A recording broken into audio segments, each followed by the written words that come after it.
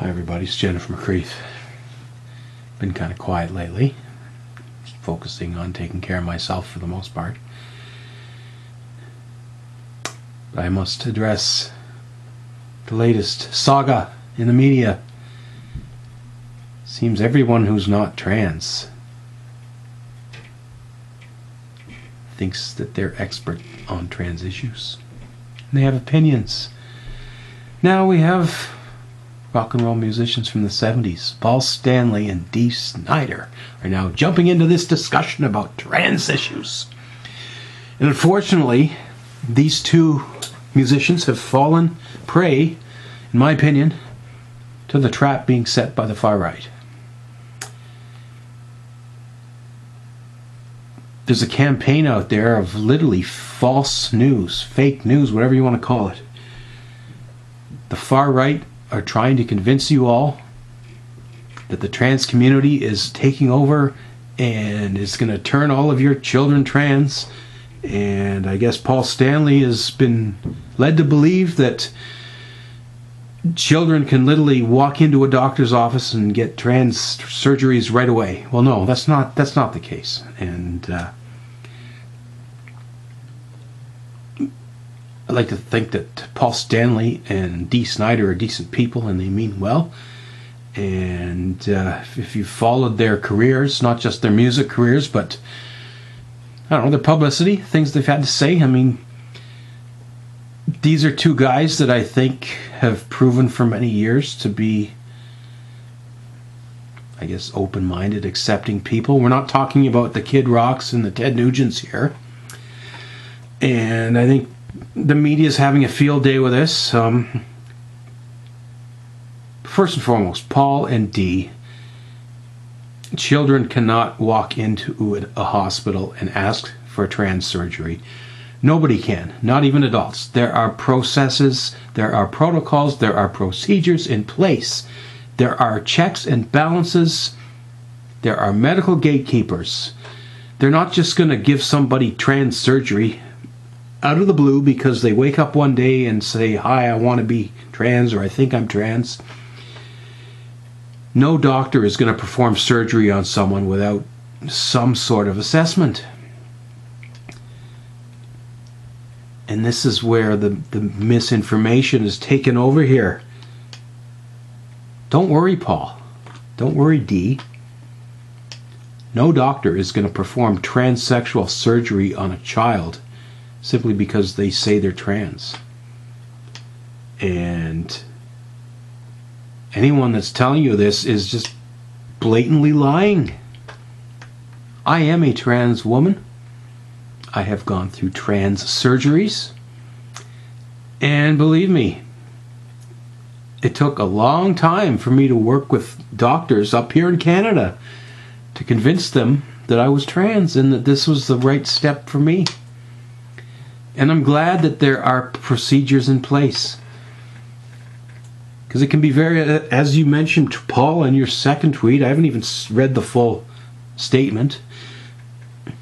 I got the second one here. Most importantly and above all else, I support those struggling with their sexual identity while enduring constant hostility and those whose path lead them to reassignment surgery. It's hard to fathom the kind of conviction that one must feel to take those steps. Yes, it is definitely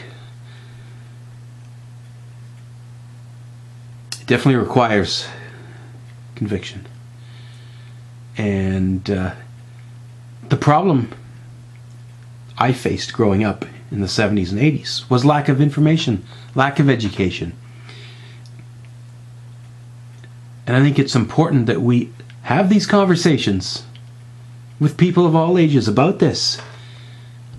Otherwise, you're going to raise someone and you're going to put the blinders on and you're going to lead them down a so-called, you talk about leading someone down direction. I was misled my whole life. I was led to believe that I was not trans, as were everyone growing up in the 70s. The idea that anyone could be trans didn't exist. Anyone who supposedly was trans was deemed mentally ill, stupid, incompetent, or all of the above. if you're trans, the sooner you figure that out, the better, because then you can put together a plan to deal with this. Some trans people don't transition. Some do.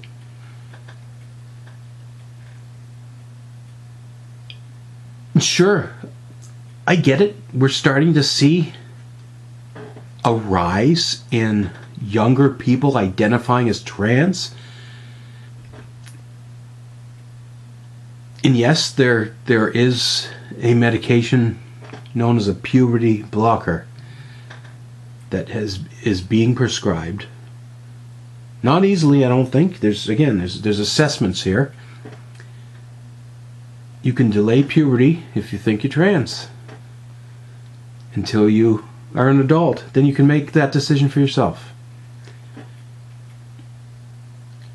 But the idea that a child's age could just go into a doctor's office or a surgeon's office and get surgery, that's just not happening.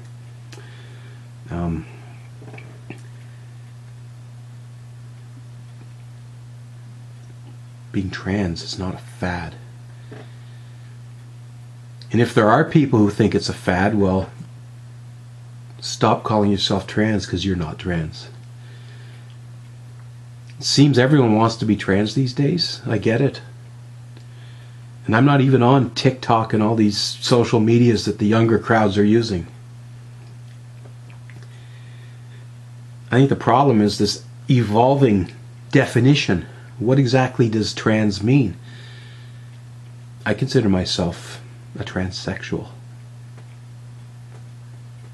And that's really, if you break it down, trans means to change, right? I changed. I can be politically correct to the far left and say it was gender confirmation. But no, to me this is not even about gender. Gender is between your ears. Sex is between your legs. I'm a transsexual. Therefore, I had surgery between my legs.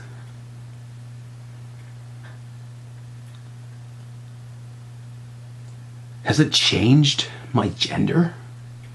I have masculine traits. I have feminine traits. We as society teach biological males to suppress femininity, and we teach biological females to suppress masculinity. And that's the problem. Should I wear pink or blue? Well, I'm wearing purple. How about that?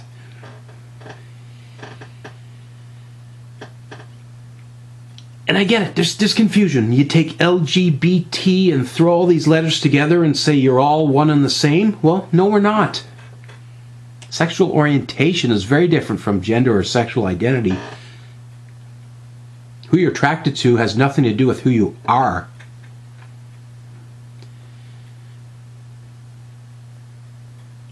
And here's another thing. Drag is not trans. Drag is an art form. It is a performance art where people create a persona and perform for the purpose of entertaining others. That's what drag is. Transitioning is not that. I didn't transition because I want to entertain others. In fact, it's well known. I've commented that I don't necessarily hate drag or hate people who perform as drag artists. I don't hate people who attend drag entertainment events to be entertained by it. I just don't find it entertaining personally, and I'm frustrated that there's this confusion out there. And again, don't buy into the right-wing propaganda. Transitioning has nothing to do with drag performances, and going to a drag performance and sitting in the audience will not make you or your children want to have sex reassignment surgery. I can guarantee you that. It has nothing to do with that. So Paul D, I think you're decent people. I think you mean well. Please do some research. Get your facts from credible sources, and don't fall prey to this propaganda of the Republicans in the United States of America who are leading you all to believe falsehoods about what this trans thing really is. I'm not trying to preach or convert anybody. I'm just trying to live my life the best I can without having to face discrimination, which I still face up here in Canada. I never had trouble finding a decent job. When I came out as trans, guess what? There's always a reason to hire somebody else. Or there just happens to be a change in plans when I win a job competition because we've decided we don't actually need to hire anybody and we're just going to cancel it.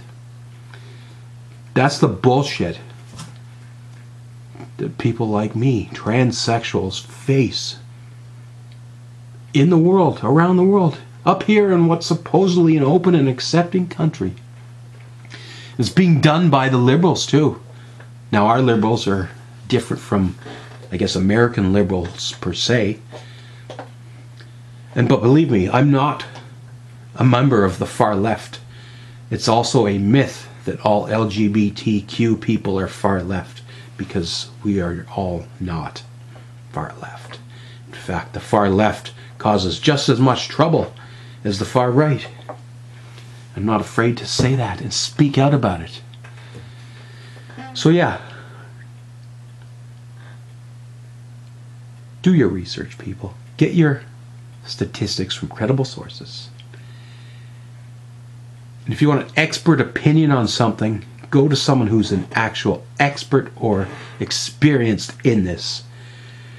You want to know what it's like to be trans? Talk to a trans person. Don't talk to a rock musician. Come on, man. Thanks for watching, everyone.